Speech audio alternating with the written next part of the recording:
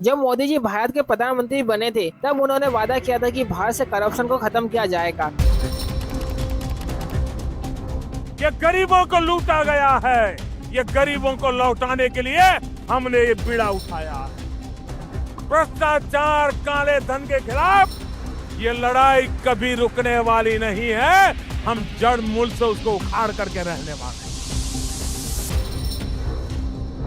But unfortunately even today India is deeply entangled in corruption. अब चाहे news channel इस scam को दिखाए या ना दिखाए, सच्चाई ये है कि आज भी bribes are taken at every levels from traffic police to minister. यानी मोदी जी के गवर्नमेंट के 10 साल बाद भी हम दुनिया के सबसे करप्ट कंट्रीज में गिने जाते हैं। ट्रांसपेरेंसी इंटरनेशनल की रिपोर्ट ने भारत को ना 96 आउट ऑफ 180 कंट्रीज पर रैंक किया है और वर्ल्ड जस्टिस प्रोजेक्ट के according India ranks 79 out of 142 countries. अब भले ही बहुत से लोग इन इंटरनेशनल रैंकिंग को ना वेस्टर्न प्रोपेगेंडा कहकर रिजेक्ट कर दें, लेकिन हम अपनी आंखों पर भरोसा भी तो कर सकते हैं, खासकर इलेक्शन के समय जब पैसा ना खुले आम दाएं बाएं और हर तरफ बांटा जाता है। Then the reality of corruption becomes very clear. Corruption is something that has always been source of major concern for all Indians. Nothing seems to have changed from 2012. In India, in fact, 40% of the people polled actually said that bribery and corruption is very prevalent. In all the departments of the public education sector, everybody is taking the bribe, no doubt in that. और यही वो सवाल है जिसका जवाब पिछले 70 साल से ढूंढ रहे हैं हम। After all, how can corruption be eliminated from India? हैरानी की बात यह है कि इसका जवाब ना हमें सिंगापुर से मिलता है। आपको हैरानी होगी कि सिंगापुर भी ना दुनिया का सबसे करप्ट देशों में से एक था। There was a proper rate card how much bribe to pay for each illegal activities. जैसे सिर्फ $20 देकर आप एक इलीगल गेमिंग का ना अड्डा चला सकते थे, बिल्कुल भारत के हफ्ता सिस्टम की तरह। And not only for this, Singapore में ना बड़े बड़े कम्युनिकल रायोट होते थे। 70% आबादी जो है ना उनकी क्राउडेड वाले स्लम में रहती थी और सिंगापुर नदी से ना सड़े गले कचड़े की बदबू आती थी, ठीक वैसे जैसे आज मुंबई की नालियों से आती है। And most of the countries population live in dry poverty. Singapore is just a slum-ridden, overcrowded port. 75% of families live in shacks or squatter huts without toilets or running water. For Singapore, forging an identity and finding stability, security, and success was not going to come easy. A country that looks less like a nation and more like a failed state waiting to collapse. और तभी आया एक hero, एक ऐसा hero जिसे आज भी modern history के सबसे ग्रेटेस्ट लीडर्स में गिना जाता है। His name was Lee Kuan Yew.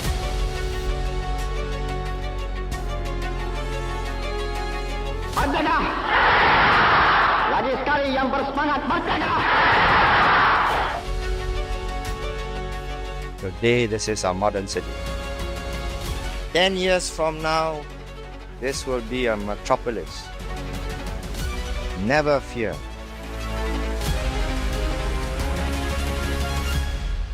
जब ली क्वान यू सिंगापुर के प्रधानमंत्री बने, Singapore didn't have a large labour force like China. There was no industry, no oil, no land, no coal and no sand, not even enough clean drinking water for its population. और history हमें ये बताती है कि जब किसी देश में ना रिसोर्स की कमी और गरीबी होती है तो वो लोग पैसा कमाने का सबसे छोटा रास्ता ढूंढते हैं और ज्यादातर मामलों में करप्शन ही वो एक रास्ता होता है। लेकिन इसके बावजूद ली क्वान यू ने कुछ ऐसे मिरेकल्स किए कि आज सिंगापुर की पर कैपिटल इनकम $400 से बढ़कर $90,000 तक पहुंच चुकी है। सिंगापुर नदी जो कभी बदबू मारती थी आज एक बड़ा टूरिस्ट हॉटस्पॉट बन चुका है और पिछले 50 सालों में सिंगापुर में सिर्फ एक ही दंगा हुआ है। So the question is, how did Lee Kuan Yew eliminated corruption from a country as for a Singapore? What were the strategy that transform Singapore into a corruption free nation? And most importantly, what lesson should Indian leaders learn from Singapore rise? To understand Lee Kuan Yew legendary strategy, you only need to know for compiling stories. और साथ ही हम भारत की condition से compare भी करेंगे ताकि आपको ये अंदाजा हो सके कि भारत में ना हालात कितने गंभीर है।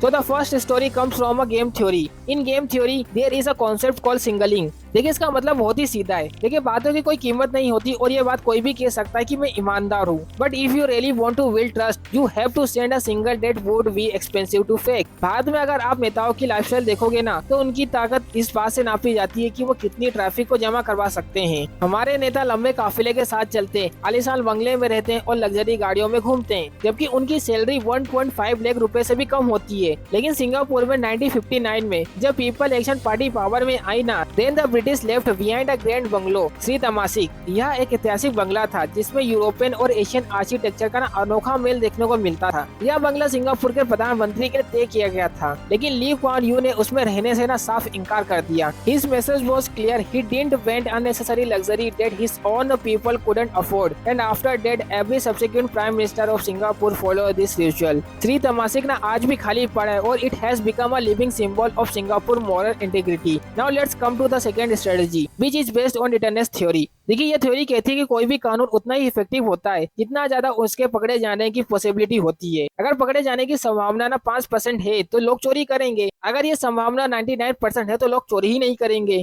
अब भारत में ना हमारे पास सीबीआई और ईडी जैसे इंस्टीट्यूशन है, लेकिन हकीकत ये है कि ये एक तरह से कठपुतली सिस्टम बन चुकी है। In fact even after a decade of the current Modi government when Arvind Kejriwal was arrested, और तब जस्टिस भूषण ने ये कहा था कि सीबीआई को पिंजरे में बंद तोते की छवि से बाहर निकालना होगा और ये साबित करना होगा कि वो एक आजाद तोता है। Now let me explain to you how the government can control both CBI and ED through the existing system and procedures. 2018 में प्रिवेंशन ऑफ करप्शन एक्ट में ना अमेंडमेंट किया गया जिसमें सेक्शन 70 को जोड़ा गया। इस नियम के मुताबिक सीबीआई किसी भी पब्लिक सर्वेंट जैसे आईएएस ऑफिसर और मिनिस्टर के खिलाफ बिना सरकार के प्रायर ऑथराइजेशन के बिना ना तो वो जांच शुरू कर सकती है और ना ही केस दर्ज कर सकती है। इस कानून की इंटेंशन अच्छी थी, so that no honest officer can be trapped by political mafia and gangster. लेकिन यही कानून एक डबल एज वर्ड बन गया। मान लीजिए किसी राज्य की सरकार को ना विपक्ष के किसी एमएलए को टारगेट करना है तो वो सीबीआई को तुरंत अनुमति दे देती है और जांच शुरू हो जाती है। लेकिन अगर सरकार के किसी करीबी मंत्री के खिलाफ शिकायत आती है ना तो सरकार फाइल पर ना बस बैठ जाती है, ना वो हाँ कहती है और ना कहती है, और उस एक सिग्नेचर के बिना CBI face complete illegal paralysis, यहाँ तक कि वो एफआईआर दर्ज तक नहीं कर सकती। अब ईडी की बात करें, इंडियन एक्सप्रेस की जांच के मुताबिक 2014 से सितंबर 2022 तक 21 बड़े राजनेता ईडी की जांच के दायरे में आए। इनमें से कम 115 यानी कि करीब 95 नेता ना विपक्ष में से थे, जिन्हें ईडी ने बुक किया, रेड डाली, पूछताछ की और गिरफ्तार किया। मतलब साफ है, भारत में सरकार कहती है मैं तय करूंगा कि तुम किसकी जांच कर सकते हो।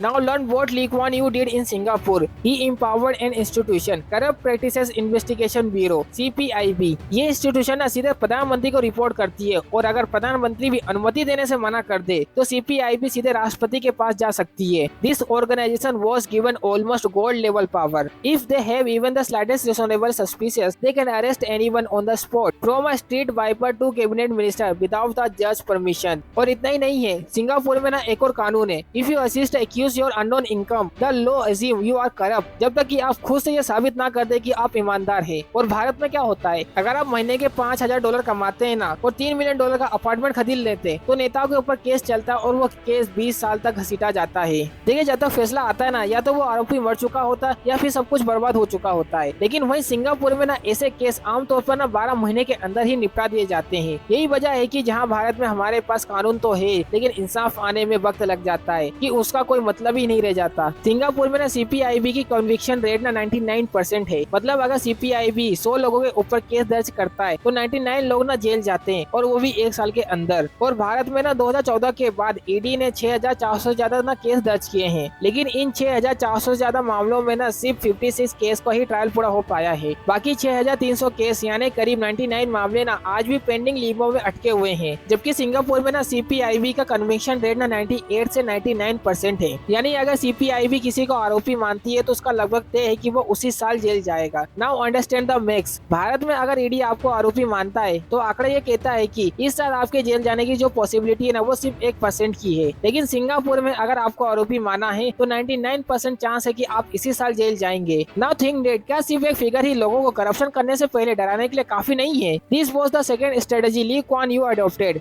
The third strategy Lee Kuan Yew adopted was based on belief that running a country was more difficult than running a company. और इसीलिए अगर आप कम पैसे देंगे so you will get a monkey to run the country. लेकिन अगर आप सबसे अच्छे दिमाग चाहते हो तो आपके देश में टॉप वकील या बैंकर होते हैं तो आपको उन्हें उनके मार्केट वैल्यू के हिसाब से पैसे देने होंगे। और आपको पता है कि उनके पास असल में एक फॉर्मूला भी होता है। The salary of this minister are like to the average income of the top 1000 highest earning Singaporeans, जिसमें ना 40% पब्लिक डिस्काउंट होता है। Now let let me help you understand it better. तो मान लीजिए कि गवर्नमेंट लॉ मिनिस्टर की salary तय करना चाहती है, तो सबसे पहले सरकार टॉप 1000 सबसे ज्यादा कमाने वाले सिंगापुर की नागरिकों के ना टैक्स रिटर्न देखेगी। This groups include CEO of banks, senior lawyer, surgeons and director of multinational. मान लीजिए कि इन एलाइड ग्रुप की औसत इनकम ना $1.83 मिलियन पर ईयर है। तो यह डेटा कहता है कि अगर लॉ मिनिस्टर प्राइवेट सेक्टर में रहता तो वो बहुत ही आसानी से लगभग $1.83 मिलियन कमा सकता था। So now Singapore said that we want you here. लेकिन यह नेशनल सर्विस है दोस्त, इसीलिए आप उतना ही कमा सकते हो जितना आप प्राइवेट में कमा सकते थे। So you have to take a deduction of 40%। So the final salary is 60% of 1.83 million. So now the final salary is 1.8 million. और ये बात सच है कि सिंगापुर में एक एंट्री लेवल का मंत्री जो है ना वो $1.1 million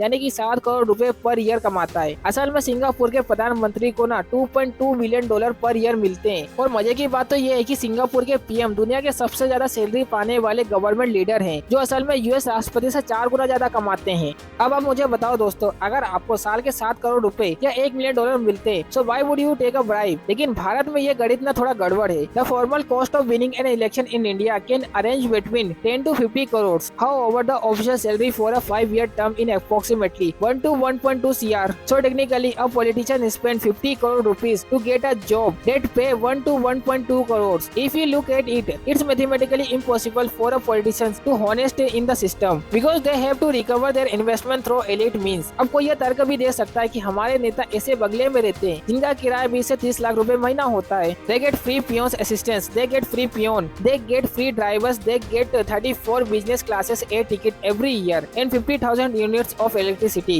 So when they are getting all this for free, so why would you take a bribe? The argument that they get free bungalows, therefore they shouldn't need bribes, is a fundamental misunderstanding of this business model of Indian politics. The problem is they can't fund election campaigns with free Air India ticket. They can't pay their party workers with free electricity units because ultimately politics run on liquid cash. To win election, politics need to pay for rallies, social media teams, sometimes liquor, sometimes cash for votes and booth management.